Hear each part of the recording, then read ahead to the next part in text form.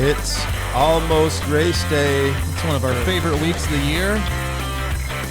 It's Ironman Wisconsin week, the birth of the Cresting Iron podcast. Today's September 8th, 2021. Welcome aboard, folks. We are the Cresting Iron podcast, and this is your info podcast, the 511. Giving you the 511. Giving you the 511 today on all things Ironman Wisconsin. This is our and bread it and always butter. transfers to every other Ironman. It is. Yeah, I mean, and most people, I'm gathering, will listen to this and, you know, they'll search it and they'll pick up Ironman Wisconsin. We've done this recap before, but this is a course that you've done twice, right?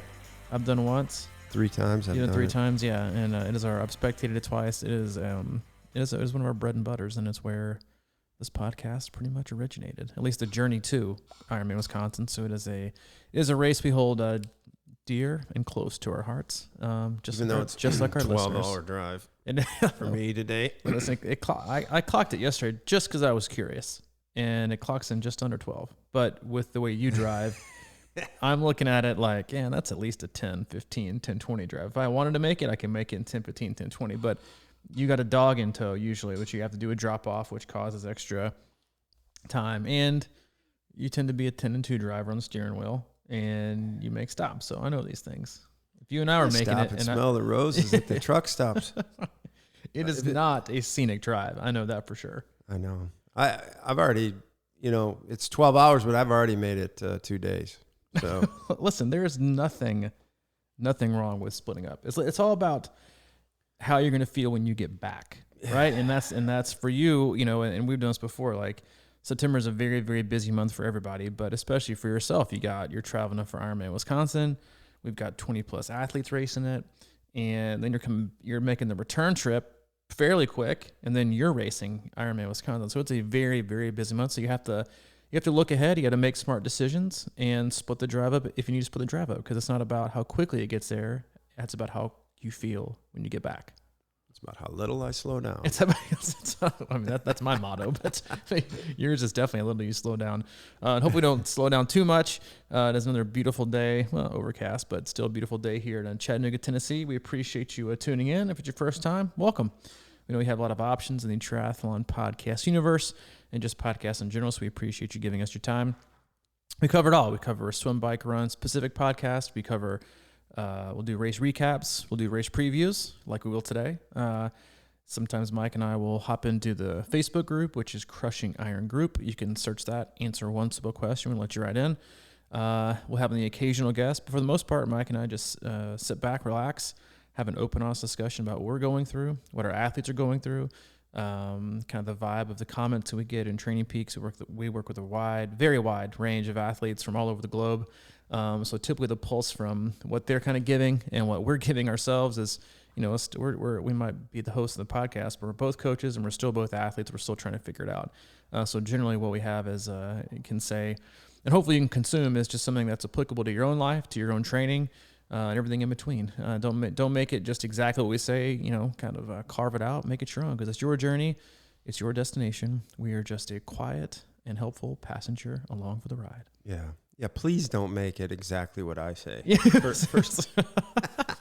Listen, we have a good balance, man. If it wasn't the case, like people, we'd be boring, and it's just kind of how it is. Yeah, I know. I agree.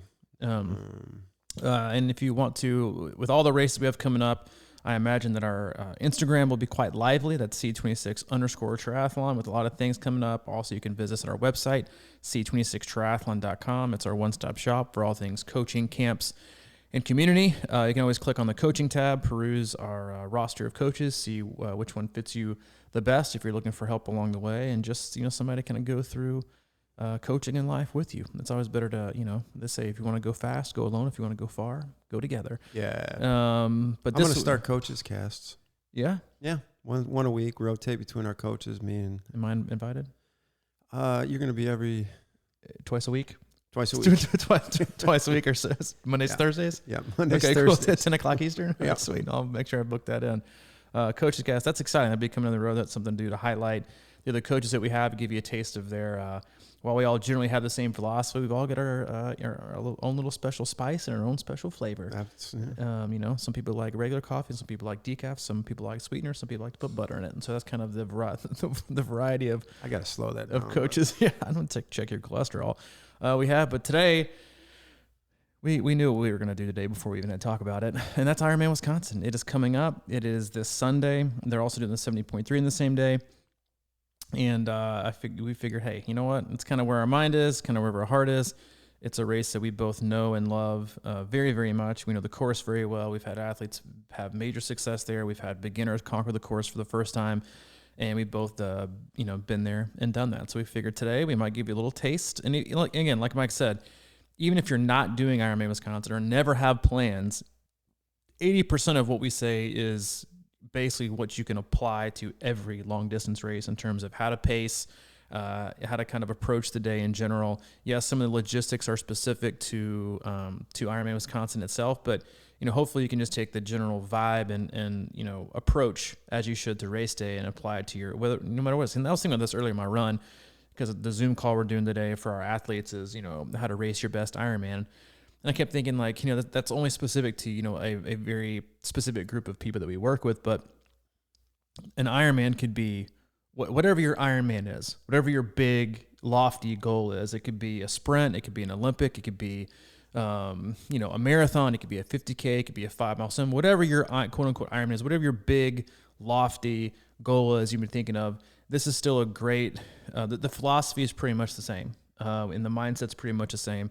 It might be we might use the word Ironman and cover things, but whatever it is that you're going after that seems big to you, because it's really just relative, right? Everything is relative to you. If it seems big to you, if it seems like it's, borderline impossible, or that you can't really fathom completing it, and you're nervous about it, and what you then that is it for you. And that's all that matters. It doesn't matter the distance. It doesn't matter what it's called. It just matters that it matters to you.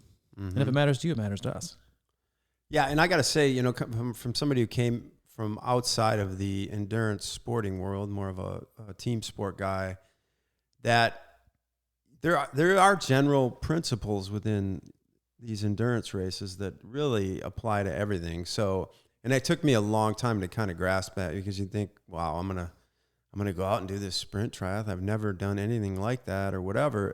But it all applies as you go up the ladder, or depending, it doesn't matter what your race is. There's always, you just kind of make it, you break it down into the certain parts of the race, and then that's how you handle them. So I think that's pretty much what'll be happening here. Although Wisconsin sometimes can be a different beast because of the bike, and everybody gets.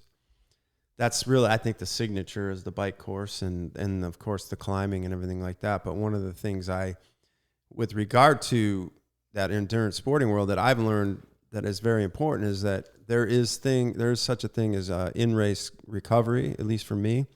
And Wisconsin offers a lot of that. So you think about the hills and climbing all these hills, and there's plenty of opportunity to get on over that hill and to sort of recover as you're going down. I mean, there's, we talk about, I can't remember, there's sort of a general rule of thumb, I guess, if you're going 30 miles an hour or something or more, there's no real reason to pedal. So there's a lot of coasting opportunities, a lot of recovery opportunities. There's a lot of free speed on that hill or on the course coming down the hill. So, keep that in mind. I know you're going to be climbing a lot and you're like, damn, this is the worst. And then just get over it and get, kind of get a little momentum going and use that.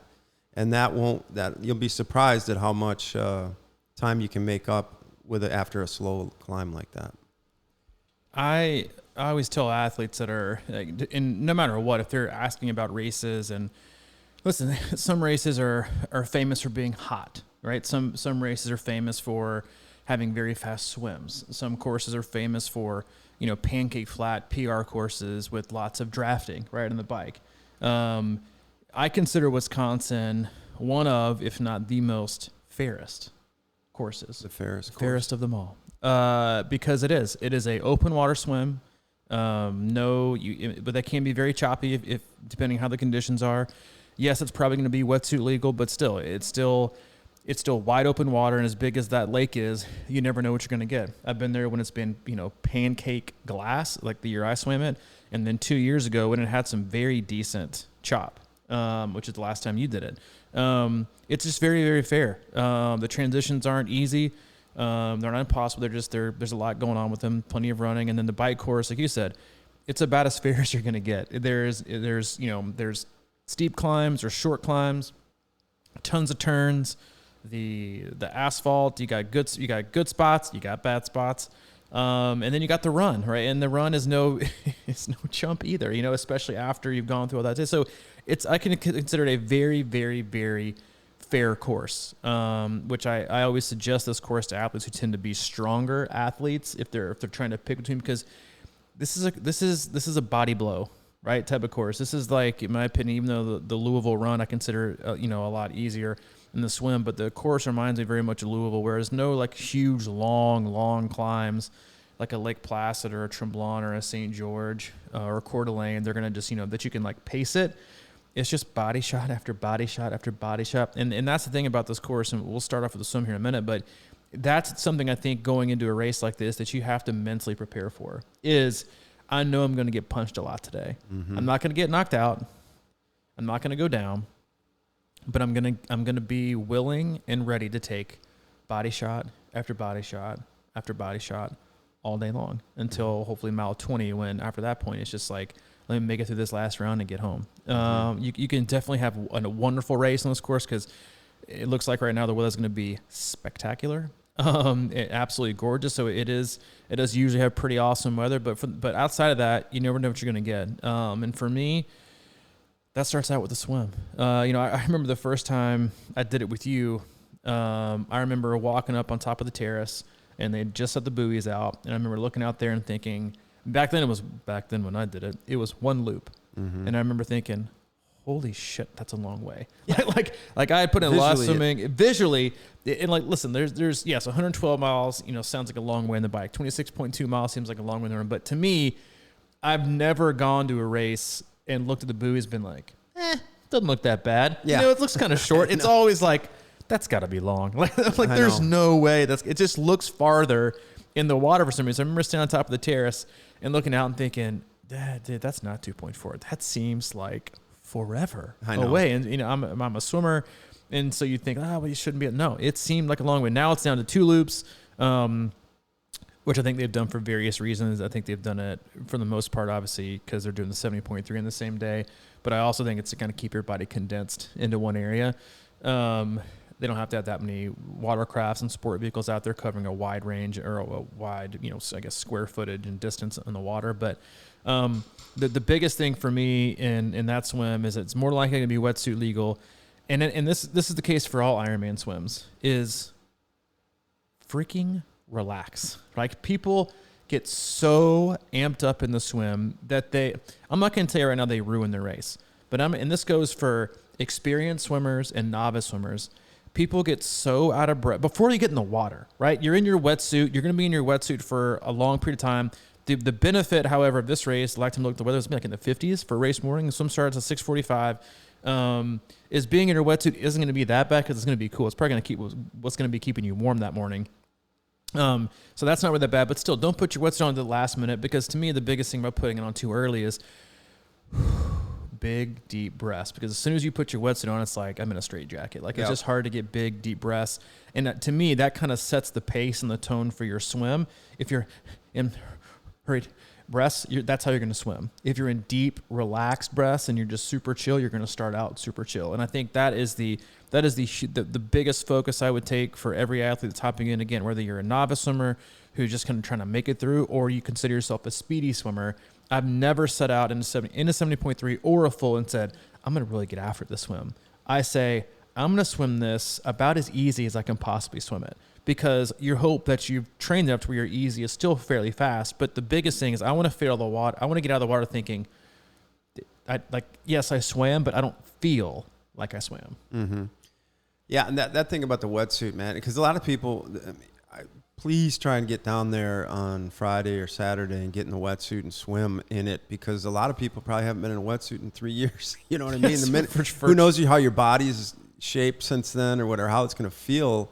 How your body's shaped since then. Listen, some of us been on some COVID. I mean, you could be big, you could have bulked up and muscle wise, or you might be a little bit, might have, like me, might have a little more in the tank, so it might be a little tighter down there. So it's just like, yeah. And when you do get it on, that's when I think you got to really focus on that deep breath too, because it is so tight and it feels so different. The first time you put it on in a long time, and there's nothing better than finding that good rhythm and breathing. I think you mentioned it a couple podcasts ago or something like, or maybe it was in our email to the athletes, but it says find, your own space, like 5 to 10 minutes before the race, and just breathe and cut everybody out and just get focused on how you're going to breathe this race. Because if you're just sitting there talking and all of a sudden that gun goes off and you start hurting into the water like I'll talk to you cattle. later. And the next thing you know, you're in the water and people are hitting you and you're like, completely not in the right mindset for that. So I think that's a definite, you got to kind of, because that's the other thing about the Madison pre-race is it's kind of cramped because there's a crap ton of people around and not the biggest area. And when you get down to the Helix and people are around, it feels kind of like a little mini Lollapalooza kind of. It's situation. jamming down there. It's jamming. There's a lot of people, and if you're not that comfortable with big crowds, you want to find there's space around there. You just got to kind of look for it and just and get your relax on. I think one of the other benefits that they have now versus when the last time I did it was to me it looks like the swim is clockwise, so you're keeping the buoys to the right versus in the past we always went out the buoys to the left. Oh really? Yeah. So it's coming out. That's the way at least the arrows are on the map that I looked at. But yeah, the biggest thing for me, and again, all swims, and listen, it could be, and I think this is almost true. It's definitely true for like ocean swims, but whatever the conditions are the day before, they're going to be the opposite on race day. So if you see the water on race day or the day before and it's calm, expect some chop. If you see water the day before and it's chop, expect some calm. But yeah, and listen, Madison is one of those race courses where it's wide open. They encourage you to get out there and get some practice swims. Like I know here in Chattanooga, it's like, you can't get in the river. These river swims you can't do, and so I think it's very, very, very important to get in your wetsuit, do a swim, feel good. Even if you only swim like 300-400 yards, get a feel for it and start off with practicing and make it something that's purposeful. Find something to side off of, especially on your way back in. Like most athletes start, they only swim like the out portion. You're not sighting in the out. Yes, you're sighting on the buoys, but to me, the biggest thing is swim the exit so you can find something. You can find the finishing arch if it's already up. You can find things to focus on. You can find things. To me, it was like look at a structure or a sight, something that you can sight off of that's taller than the finishing chute, that's above it, because it's so much easier to see. You don't have to focus on. You have to squint. Find something. Focus on the finishing chute because again, if it's choppy, it's going to be harder to sight, right? And that's something I think you need to expect. Listen, it's always, in my opinion, it's always better to expect chop and to get calm than to expect calm and get chop. Because anytime I've done a race where it's been pretty heavy chop. You had like when I did Texas 70.3 earlier this year, the swim was super choppy. I sighted probably almost every 4 strokes. Because every time you choose to sight doesn't mean you're going to see, right? Everything that you want to see. If there's chop and it's coming up fairly high and you choose a sight, you might not see what you want to see. So you might have to sight again. So be very, very, very diligent, especially if it's wavy and the wind is picked up, to make sure you're sighting a ton, because it's more important if the conditions are harder to make sure you're obviously swimming the straightest line you can possibly swim, because you want to be in the water as quickly as possible, even for fast swimmers. And I tell people this when they come see us at the hub for someone else, is like, it doesn't do me any good if we make you faster, because if we're going to make you faster to go further in the wrong direction without sighting and swimming straight, then we're actually doing you a disservice, right? Because you're going to be swimming, way more out of line. So stay focused. But the biggest thing is be calm. And like Mike said, find your own spot to just like relax, cut the chit chat, go through your race plan, which to me is something I actually do as well. Like if the conditions are calm, like they were the year that you and I did it together, is I spent the majority of the return trip, because I had got my sighting in, knew it was in a good groove. I was paying attention, knew I had a good sight line. was to start going over my bike plan in my head. All right, what are you going to do? Here's transition. You're going to get out of the water. You're going to run up the helix. You're going to wetsuit down to your ankles. Then you're going to do or down your hips. You're going to do this. I'm taking a gel here. What am I going to do? Am I going to sit down? Start going through those things to stay calm. That way you don't feel so rushed. And when you get out of the water and like, oh, what was I supposed to do again? But also to kind of keep you in the moment. You don't want to drift off and go off course. But I always go through what am I going to do next, because it kind of just keeps me calm and not in a hurry, because I can't do that when I'm swimming hard. Right? I'm not going to swim hard and also go through my game plan. So I think it's a great way to stay relaxed. But it's a beautiful course. It's a beautiful swim. And even though it's not the mass start that it used to be, it's still, I think, one of the best spectacles in terms of swims go, with all those people in the water, to stand on top of the terrace or wherever your viewpoint is and then look out over the lake and just see all these people in there swimming in a beautiful body of water. Mm-hmm. And just because of your swim background, I want to go, because it can be choppy, and I've had experiences of that, at least in 2 of the 3 races. And last time I thought prepared for the swim, and I was going to just chill and cruise through this thing, but I got kind of out of rhythm. Do you have any like particular thoughts on swimming in chop? Because is it a situation where, because sometimes I think I almost feel like I swam too easy, I was slow on my rotations and it was kind of bumping me around, and I kind of couldn't find a groove. No, it's a great question. And that's something that you kind of have to address and understand where you are with your current fitness level. The biggest thing, and again, that's something we go through with our athletes, and one of the main reasons we train the way we train in the water is that, if you get perfect, calm, flat water, then congrats. Like you got lucky. Doesn't mean you're going to. And when you see a lot of athletes, especially because so many athletes, triathletes specifically, didn't swim growing up, it's the hardest thing to learn. It's so technique based.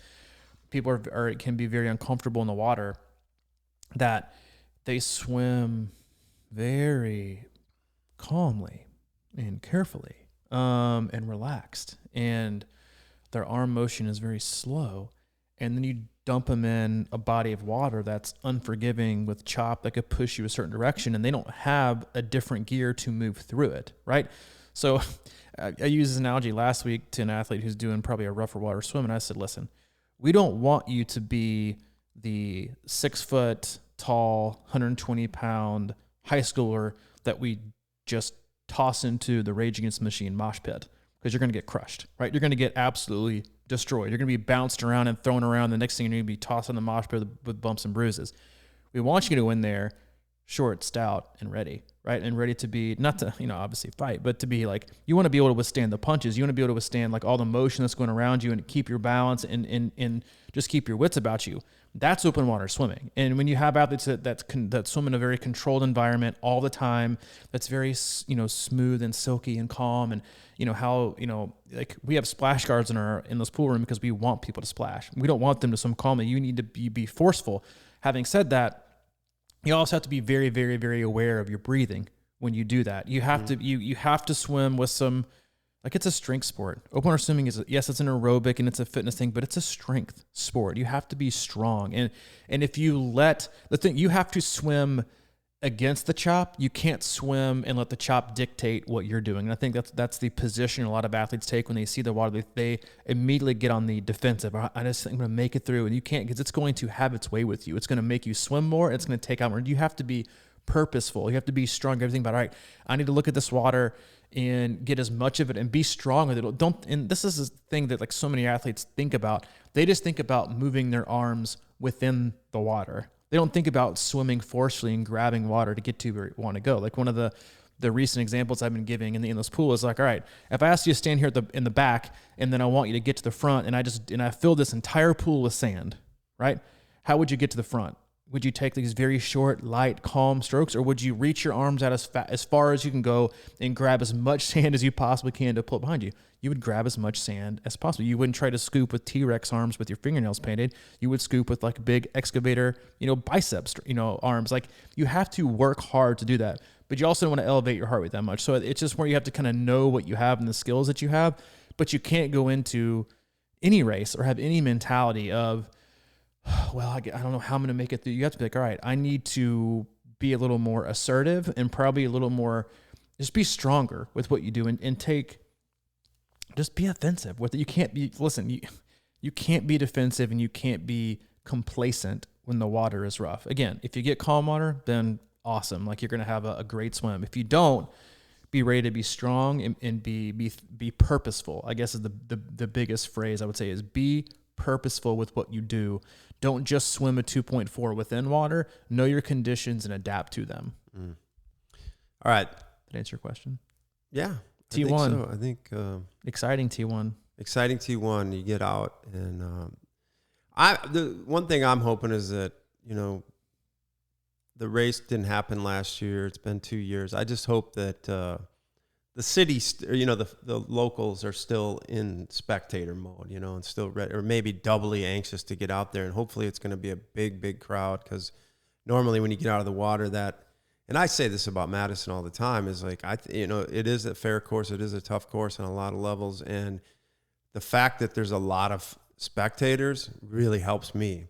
And certainly when you get out of the water, because I've gotten out of there and felt like I just got beat down.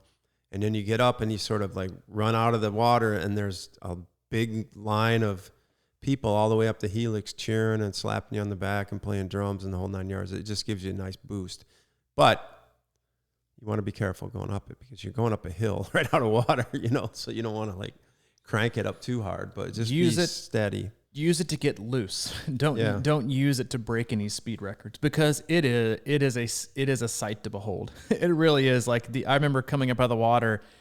It is the most fun swim exit I've ever done in my entire life. Was coming out of the water at Madison, and it's just jam packed. Now, I don't know how the spectators will be this year, but if it's anything like we saw at Camp Randall this last weekend doing the jump around in Wisconsin, like, spectators will be back. It is a great fun, and I have to imagine with the 70.3 in the same day, it's going to be jam packed. And so I think it'd be fun. But I think I counted between the two races. I did some some estimates on the participant list, and I think there's over 4,000 people. That'd be fantastic. Racing. By the way, fantastic. A quick note: I did that with Chattanooga, and they have over 3,200 at this full.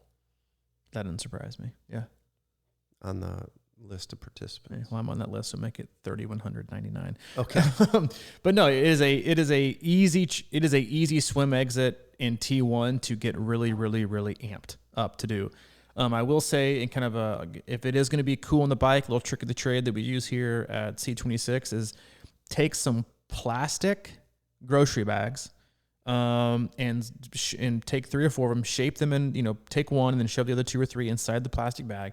Put them in the shape of a square or a rectangle, and shove that down the front of your kit. Because to me, it looks like it's going to be in like the high 50s, low 60s to start off the bike. Coming out of the water, that's chilly. And if you don't want to wear a cycling vest, you don't want to wear a certain top. I remember the year I did the plastic bags and did arm warmers, because I could toss the plastic bags out at aid station. Then arm warmers, it wasn't going to get hot enough to where I got overheated, but it was going to serve somewhat as sun protection. That was my get up. That was what I used for I'm on the same temps. I got a little bit hotter the day we did it, I think, but that's what I use. Use that, because what that does is it'll keep your core temp warm, and then it'll also block the wind, which you'll need that, once you get off the little greenway and more of a flat, and one of the faster parts of the course was the first 10 to 12 miles. But then what it'll also do is it'll help you heat up a little bit, and not overheat, but heat up a little bit coming up some of the hills, but then it'll block the wind on the way down, not making you too cold. So if you don't want to wear a cycling vest like that, use the old plastic bag trick. I did that I learned that trick forever ago in Ironman Arizona in like 2010 or 11. So use that. But it's a good one. I've often had those things in at the end of the bike. I know. I have to run them. I forgot that. I sound like I'm the Stay Puft Marshmallow Man running around here with some of the old school jogger pants, and it's the grocery bags on my chest. Yeah, no, it's a really good one. But definitely use the first transition to relax, and don't get too amped up coming out of the Helix. You're gonna have the whole parking, like the whole garage terrace, like for your bike rack. It's an easy transition. It's a great flow. There's usually a ton of spectators as well cheering. There's tons of volunteers. Stay calm. Don't have tea, right? And don't take to your sweet time, but get through it and be purposeful. And then to me, the make or break, as you and I both know, to me, the make or break part of this course is the bike course. Mm-hmm. And it is where, when you see people struggling on the run, I don't see bad runners. I see either ill-prepared or poorly paced bikes is what I see on the run course, because the temperatures are usually perfect on the run. Is it the easiest run ever? No. But is it the hardest run ever? No. So usually when you see the remnants of the bike course on the run course at this race. Yeah, for sure. And it is a tough bike course. I hate to estimate, but I think it's better to overestimate than under. Be prepared for all the hills that you'll see. If you've never been on this course and you go out and drive it the day before, whatever, you'd be like, holy shit. That's like, yeah, we did in that. the car, we did that. We're like, didn't see this one coming. But a lot of those are, I don't want to say illusions, but you know how it is. And sometimes you turn a corner and you look and you're like, there's a damn hill. But by the time you get there, it's not as bad. There's a lot of that going on too. But for the most part, like I said, I've rode this course in sub 6 hours in my little ring the whole day. So like, I think that I wouldn't suggest that, of course, but I do think that there's some wisdom in there in the sense that, you do not have to. I think that's probably one of the biggest parts of this course that really screws people is they climb in the wrong gear. 100%. They try to power up, the end of, there's so many hills that, you can get by with a couple of them during a race, you get in the wrong gear and you just kind of power up or whatever. But I wonder how many people find themselves sort of doing that 15, 20 times throughout the day because there's just so many hills, whether they're little or a little bit longer, or whatever the case may be, or you're flying into it and you're like, I got this. And all of a sudden you're trapped in the wrong gear over and over and over. So just be ahead of that game. Athletes on this course will shift more than the average triathlete does in 6 months on the trainer. Yeah, that's just a fact. It's a true point. It's a 100% fact. It is the most, in my opinion, it is the course where you'll see the most people drop their chain. It is 100% a course where you see so many people dropping their chain because Mike said, they try to shift too late. And we discussed this on a couple podcasts ago. Is like, you don't shift where you are, you shift where you're going to go. And that is just something that this course is famous for, honestly, is drop chains. Because people shift way too late. They put their bike and their gears and their chain under tremendous tension because they're halfway up the hill. They can barely turn their legs over, and then they try to shift, and all of a sudden it's off. It's done. And now you got nothing. You have to walk it. You have to get the chain back on, and then you're all frazzled. Shift up the road, right? So look up the road, see where you're going to go, and shift. And you have to anticipate. And again, that's why it's so important to ride a course like this or to go outside to learn what the tension is, what your cadence feels like with what gearing and where you need to go and how that's supposed to feel. It's just, and it's because it's also one of those courses where there's tons of uphills, there's tons of downhills, but there's also tons of turns before and after these. It's not one of those courses where it's like, straight up, straight down. You can coast for a while. It's like coast, brake, shift, uphill again, do the same thing all over again, turn left, turn right. It's like you have to make, it's not one of those courses where you have to make really one decision at a time. It's one where it's not a checkers course, it's a chess course, in my opinion. It's I'm going down this hill, I've got to go in my fast chain ring so I can push more, but I've also got to turn here in a second. So I've got to put my brakes on. Then I got to shift down again from a big ring to my small ring because I got to go uphill again. You're not, again, you can't just make one move at a time. You need to make a move for the next move for the next move. And that is why this course, especially on the second loop, you see so many drop chains and people kind of getting discouraged or having a bad days because you have to stay so focused the entire bike ride because you're in decision making the entire time. It's not like, a flat course like Arizona or a Florida, or even extend to like some of the parts of the Chattanooga course that are just straight with great roads. It's like where you don't have to shift for miles and miles and miles and miles. That ain't it. At Wisconsin, you have to be ready to shift all the time. Another friendly reminder, charge your Di2 battery if you use Di2 battery multiple times that week. Make sure it's working and working and working and working. If you get stuck in your big ring, stop. Manually pull it off your big ring to your small ring. You would rather have your small ring than your big ring on that course. But just make sure it's charged, make sure everything is shifting right, because you do not want to get stuck on this course in too big of a gear because you will absolutely fry your legs. Mm-hmm. And now if we go back to the beginning, and which is the stick, we always talk about it, but on the way out, it can be pretty fast, and there's some good speed in the beginning. Just remember that it's Wayland Road I think you take a right onto Wayland Road, and it's probably like 5 or 6 miles on that road or more. all the way into Verona. That's a fairly fast. I mean, there's a couple little climbs on the way out, but for the most part, you're going to feel like it's going fast. But that's the road you got to come back the other way on at the end. So I just always reiterate that.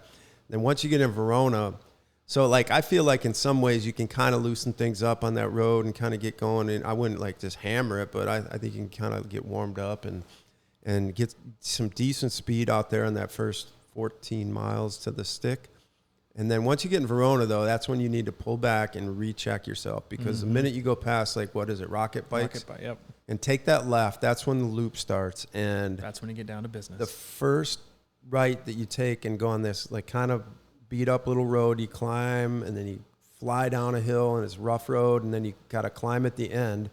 And then right at the end, you turn right, and it's up a little bit of another pincher. So, like, that to me is what, you know, encapsulates what this ride can be like. It's sort of that flying down, and you got to climb, and you think you're up there, and then all of a sudden you got to turn or something, and you got to keep going up. So just be prepared for that kind of stuff. And then, but like right after that, that's another good example, is like once you get to the top of that, you want to make sure you clear the top of it and then get into a gear that you can go fast in. Mm-hmm. But don't do that before you get to the top, because like I think I was doing that. I did that the other day, and I'm like, man, that's a big difference. Like if you shift down and like get in a big gear before you're actually at the top, that takes a lot out of you. So clear the top in your small gear and then get situated, get in a big gear that you know you can really pedal hard and fast, because you're going to want to use that momentum on the next hill. Most people release the pressure off the pedals way too early when they cup them over hills. Mm-hmm. You should keep pressure on the pedals for the next 6 to 10 pedal strokes once you get up and over and you've crested the top of them. Most people get to like barely to the top and stop pedaling. And you've just ruined all the momentum you've done, and now you're slowing yourself down on the descent, because now you, instead of going, you know, coming and hitting it and creating a quick, you know, 4 to 6 to 8, you know, it's pretty solid pedal strokes that you've just been doing to get you back to 22. It's going to create, you know, the next 26, 28, 30, 32 mile an hour speed. You get to 16 or come on top of the hill at like 13 or 14, and then you just lay off the gas, and then you slowly tip over the other side of the hill. So instead of starting at like a 22 and picking up speed, you're starting at like a 14. And you're going to have to work extra hard. Don't waste speed. Don't lay off, you know, don't put on the brakes in terms of like, you know, your pressure and the power on the pedals too early. Every time you go over a hill, use another 4 to 6 pedal strokes to get you up and over to create more speed, like you said. So at least take advantage of the downs. Even if you're not going to pedal on them, you're going to want to coast them at the fastest speed possible, because it's still, time is time. Exactly. I think one of the other most, I know it's talked about, but is the rough patches of the road in this course. It is, again, the hills are the body punchers, but I've never been more sore after a race than I was after this one. And it was mostly in my shoulders, in my neck, in my traps, from the hardiness that is the bike course. It is a little bit rough. Having said that, make sure you have your nutrition nailed down, literally. Whether it's rubber bands, whether it's duct tape, strings, whatever you use, make sure it is nailed down tight, because there are plenty of times on the course to where you might hit a pothole or a divot or something. They will be well marked, and let's be honest, a lot of time flats and pinches are on the athlete for not, you know, paying enough attention to not hit one of those. But you might lose your bottle without even knowing it, because it might be windy. Your ears might be covered with an aero helmet. You're going to lose something, and you won't even know until you reach back behind your side to grab a bottle, and it's gone. You got to make sure those things are nailed down tight. You can't, you know, you just make sure you do that. And the other biggest thing, and you and I talked about this yesterday as we were going through some athlete profiles and previous rides, trying to figure out some ranges for watts and stuff, is this race is all about limiting the impact of the variability that you have in your cycling. If you're using average and normalized power, it's as close as you can take your average power and your normalized power and keep them as close together, because your speed comes from your average power. It doesn't come from your normalized. Normalized is a physiological cost of it. And with all the hills and all the surges, all the downhills, all the uphills, if you can keep your VI under 1.10, you're going to have a really, really good run for where your fitness is. If you get anything you go up and over 1.10, and then that's still kind of high, but most people struggle really hard to do that anyway. I think one of my best rides ever, honestly, was this course and how I paced it. And I think my variability was like 1.0 07. I kept it very, very, very, very even.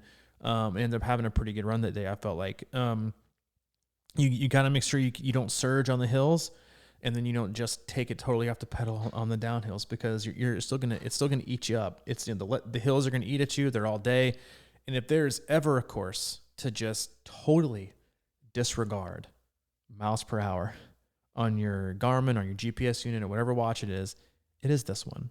Totally disregard it. Totally just don't even look at it. It's useless, because I'm not going to say you're going to fight a losing battle, but it's a mental mind F to stare at miles per hour on this course. For sure it is. Especially once you make it. Yeah, especially once you make it through the loops.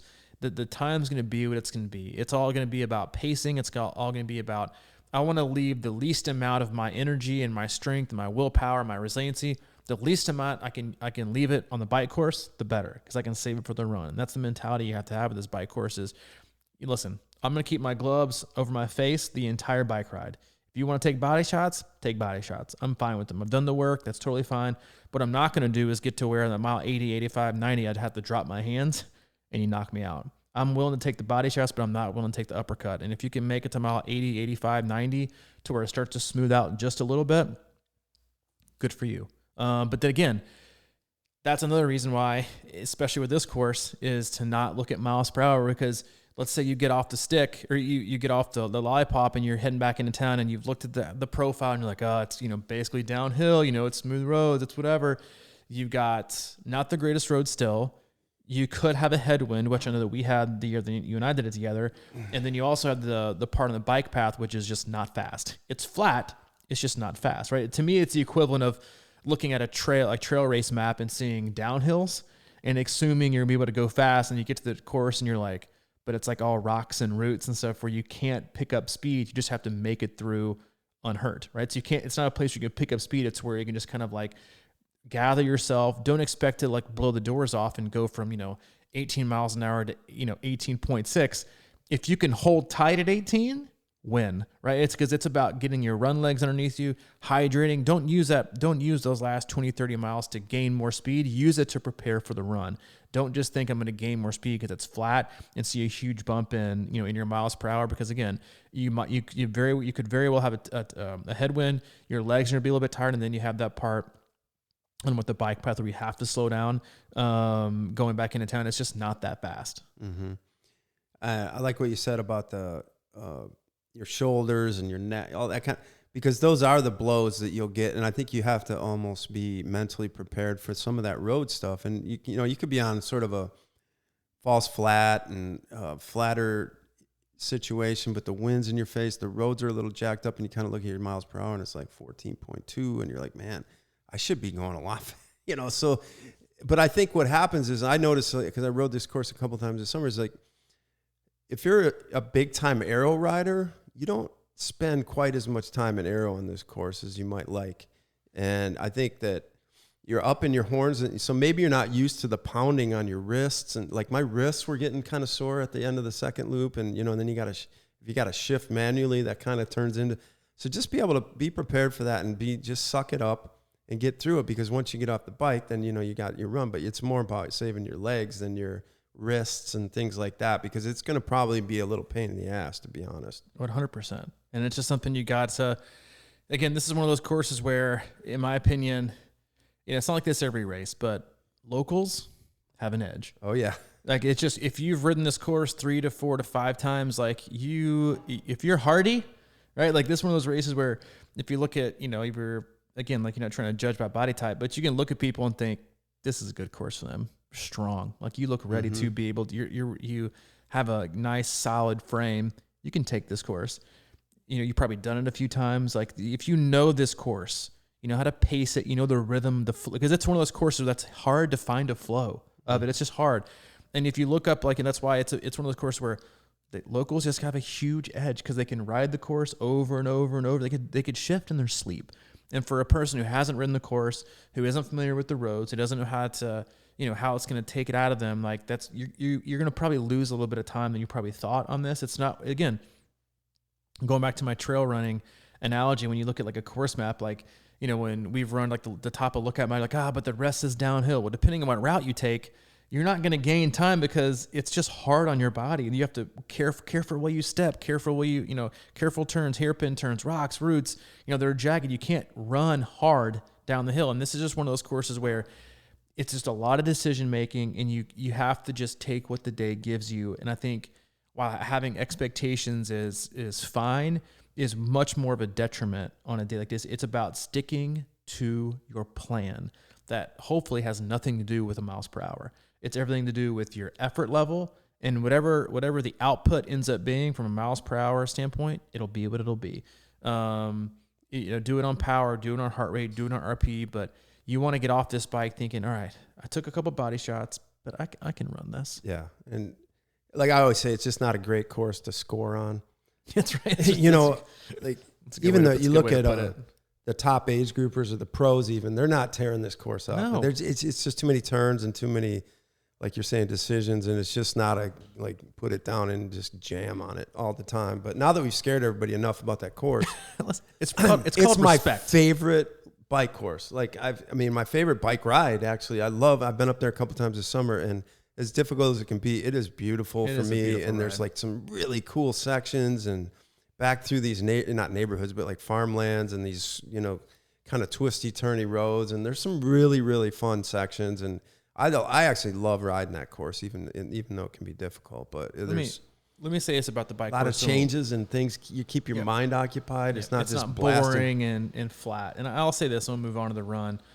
I love that people that come out and spectate and cheer, it seems to me, and this is, I think, a very, very Wisconsin thing, is they take pride in the difficulty of this bike course. Oh, that's true. Yeah, I think so. I think it's not like, oh, well, come enjoy the flat, fast scenery of, whatever, to PR everything. It attracts, in my opinion, a certain type of athlete that knows if it's a PR, awesome. If it's not, you're like, I want to take on the challenge. So I think it takes on attracts a different type of athlete a lot of times. Not every time, for all, but a lot of times it does. And I think the spectators in the town and the people around there take pride in the fact that it's kind of one of those. That's why I think you see more spectators come out, because they know you need it, because it is a hard, difficult bike course. That's why you see more spectators in this bike course than you do on almost any other one. Mm-hmm. Yeah, the first time I ever did it, a friend of mine from up there who's done it before, he said, be prepared to be shocked by the amount of support on the bike course. And I was, what? Because you never see too many people out there, but most of the hills that you hit, there's going to be somebody out there. Might be one person with a SUV and a speaker on top of the roof, just cranking it up. I mean, there's going to be people around. So, for me, that was a massive, massive part of this course. Yep. I have spectated God knows how many 70.3s and fulls. I've gone out to spectate on the bike course one time. One time. And that was your first one. Yep. Never been back. But yeah, you will see a ton of people. So come off the bike, hopefully feeling the effects, but not totally down and ready to run your race. Because if you were looking for I love the run course here. It's exciting. There's usually plenty of people. It's got just enough turns and just enough straights to kind of make it to where you can get in a good groove. It's not super hilly, but it's not pancake flat. It gives you enough rolling terrain to where you can switch gears. But the biggest thing, obviously, is coming out of T2. Again, you've already been there. Come in, hopefully be able to hand your bike off if that's possible. And again, this is also, to me, very reminiscent of the coming out of the swim exit. Is you're going to come out amped to be off the bike in what'll probably be perfect conditions and great weather, tons of crowd support, family and friends, and you'll just be so damn happy to be off that bike that you might be like, you know what, I don't care if I see you again. You might already hit send on your eBay listing as a retire, but you will be amped. And I can tell you from personal experience, because I did this race and I came out hot. The year that I did it, I think I ran 7:30s for the first 5 or 6 miles. I was feeling it. And then I paid for it a little bit and ended up fading a little bit in the back half. But I was so amped. And just like I said back there are so many people. But I also think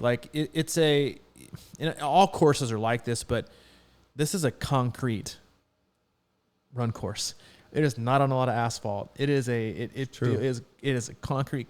And just like the bike, I think it's a body shot run course. It takes a lot out of you. You have to, it is not one of those races where you're trying to negative split speed. You are trying to slow down the least. You're going to slow down some, but it's about slowing down the least. To me, it doesn't have any hills except for, what is it, observatory, like around the backside. That's got a few pinchers right there, but I love the... It's about mile 6. Yeah, around mile 6, 7. Right when you come off the run path, yep. You know you're going to hit there's I think there's 3 hills there. 3 there. little babies right there. Actually, the first one I think is the worst, but then you think you're up it, and then there's a couple more little deals, and then all of a sudden you got to come down, and it's a pretty fast downhill into the bottom of State Street down there. Yeah, it's a quad. So it's a quad pincher, in my opinion. It's like one of those where you're like, oh, that doesn't feel very good. Like, I don't like this, but it is like coming out of the run path. Again, don't get discouraged if you're cruising along the run path and somebody goes flying past you. It's probably some co-ed, coming out for their 2-mile run and their Nike and their Lululemon blazing past you. They're not in the race. Chill out. Because that's what happened to me when I did it. I was like, I feel like I'm cruising along. Here comes like a group of like 3 or 4 dudes flying by me, shirtless. And I was like, God, these guys. I was like, oh, they're like 18 years old. They're probably like, look at this old guy racing today. It's a lonely part of the course, in my opinion, on the run path. There's not a lot of people out there, and at nighttime it can be very, very, very, very dark. So if you're going to be out there at nighttime, it's not lit very well. But it's so much water to see as well. Like, that's why I love that run course. There's just so much water to see. But I think those 3 pinchers coming off the run path before you head back down to State Street are deceiving. A lot of people you'll see walk up them because it almost doesn't make sense to just plow through them. But to me, do whatever you need to do to be able to take the downhills. You want to use that free speed, but it's the ones where your quad just kind of just eat at you a little bit. And are you guys going to run around the football field this year? Total waste of time. I agree. Total waste of time. It seemed like a cool idea, but man, it's like, oh. Because there's another small little pincher coming in and out of there, and I was like, dude, really? Like, I love Wisconsin football, just like the average non-fan, but to me, it's a rhythm buster. Because you take this tight turn, you come in, I was like, great. There's no fans in there. It's like, running around, somebody's big 2-acre farm lot, except for it's, so I'm sure the locals, it's awesome and it's fun and it's cool. I've always said I think they should play like highlights on the speakers or something like, on the big board or something, kind of like great highlights from the years gone by, or jump around once in a while. Exactly. Something, but it's just kind of like this. It's like they used to say, you run by, in the, Kentucky or whatever. Kentucky Derby, and you're like, I didn't even know it existed. Churchill Downs, like, never seen it. Done Louisville 3 times, never seen it. But it's kind of a rhythm ruiner, in my opinion. But State Street is, again, like coming back up to make your loop for the second one, and you're getting amped again. I'll never forget it. It's the best run course experience I've ever had in my entire life. Of any course I've ever done was you and I did it. Coming back up State Street, it's just lined with bars and restaurants. And I swear to you, it was 4 to 5 people deep on the sides of the street, just cheering for you like you are cresting the top of the hill like Lance Armstrong on the Tour de France. Like, you would have thought that everyone was I got chills. I was like, this is the greatest feeling ever. And it also continues when you come back around and it's one of the, hopefully it's like that again. It's one of the most fun, spectator friendly run courses there are. It's great run course for spectators. But it is, again, it's all basically on concrete outside of the run path, and it just eats at you. And it's just one of those things you have to come out, and we do our athletes on RPE in terms of the run, because giving someone a pace is, I think, just ridiculous unless it's telling them to like slow down, like don't go under the pace for the first 5 miles. Is start at a 4 out of 10, and even though that might seem slow, whatever pace that yields you at mile 13, that same pace is going to feel like a 6 or a 7 on the effort level, and by mile 20, holding that same pace after you swam 2.4, you biked 112 in a hard course. It's probably getting a little bit hotter. You've done 20 miles of running on concrete. That pace that was previously a 4 on the effort level is now going to feel like a 10 to hold that pace. And if you can wait till you get to a 10 to mile 20, then you're destined to have a great run. And again, as with all courses, no matter what race course it is, if you're running the back half of the marathon, you're passing people a lot. You're passing a whole lot of people. And hopefully that's the case for everyone that's listening. You got to be smart. It's a course where I think you can, from start to finish, it's not how fast you go, it's how little you slow down from the gun, not just from the run course, not from the bike course, but from the gun. It is I'm going to be strong today. I'm going to be resilient. I'm going to pace it smart. And it's about how little I slow down, not how fast did I go. Yep. Quick thing about mile 20. I want to just point out where that is in case people, I mean, obviously you should know, but like just to have it in your mind from the first loop through is when you go onto the bottom half of State Street and go up and do your turnaround, then you come back in and then you re-hit that run path. That's right about a 10K right there. So, and frankly, it probably is the worst section of the run. The last, until you get back to State Street, probably those 5 miles of that 6 miles or that 10K is kind of barren. It's kind of like, it's like you got to go out and back on that green, that bike or that run path. And that to me is like the yuckiest section. Nobody's really out there. And then you kind of come back through campus and back around by Camp Randall. And there's a couple little hills in there that you might want to be ready for. And then I think on the way back to State, I think it's just a gradual, slow uphill all the way to State Street. But by the time you get to State Street, that's when the adrenaline kicks in and it'll carry you. The party starts. Yeah. It's like, I think the finish line actually starts right about the bottom of State Street. I like the slow incline coming back in because I feel like it gives you I hate courses that are just pancake flat because you just crush your quads the entire time. You're using the same muscle groups.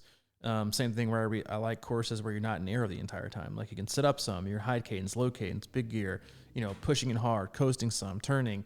That is this course, and the same in the run course. It gives you just enough change in your stride and where you're pulling most of your strength from your run to kind of even things out a little bit. It's not dominant on one side of it. So, but for the most part, have fun.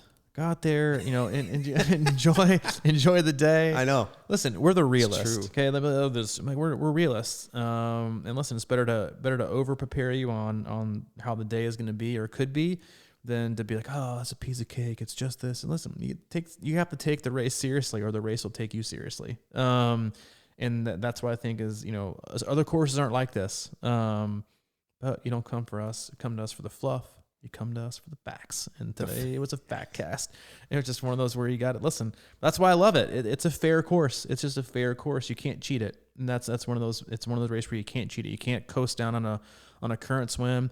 You can't draft on the draft pack, and you can't have a perfectly flat run. It's a fair course. And if you picked it, you know that. If you know that, you're ready for it. So get out there, race hard, race fast, be smart. It's about how little you slow down. Mike will see you at the finish line. He'll be there. We have about 20 plus C26ers up there. So if you see him, say hi. Tell him how much you love Mike on the podcast. And I wish I was coming. Yeah, I do too. I'm excited to get up there. I always love that race. And it's one of these things where all year I've been kind of like, I did this and it kind of got me going on the swim. I did the Ohio relay. It kind of got me going on that. And I did this long bike up at Wisconsin. Kind of got me in the game. And I'm hoping this kind of gives me that little jolt that I need for Chattanooga. That sort of, oh, man, it's so great to watch an Ironman and be around this atmosphere. And I think a lot of people are probably rightly so a little anxious. I mean, that's this week of taper, right? It's like, you got a little more time and you got time to think about stuff and you're sort of manufacturing all these things in your brain. But the minute you get up there, it kind of goes away a little bit, to be honest. I mean, once you see other people around and you start talking and it's more social and you're out of your, basement, counting CO2 cartridges and shit and making sure you got enough, whatever it is, it's like, I think that stuff sort of wears on us. So, but once you get up there, you get on the ground, it's like the land will feel familiar and people will be around and land will feel familiar. It's like you're coming home after being 30 years away from the farmland, and it's like, the grass still smells the same. And well, you see, it's like it sort of changes from anxiety to a little bit more of an excitement, I think, and a comfortable feeling because you're talking to people about it, instead of being in your head all week. Dude, you want to know why I love it? Why?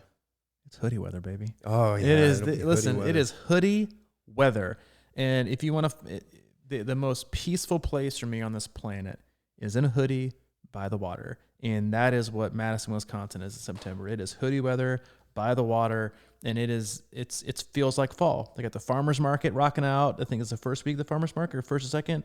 Is it a home football game this weekend? Mm-hmm. Yeah, they got it all. It's going to be jamming, and it's going to be awesome. It's going to be fun. Welcome back, Madison. Welcome back, Wisconsin. All right, buddy. I'll see you later. See you later.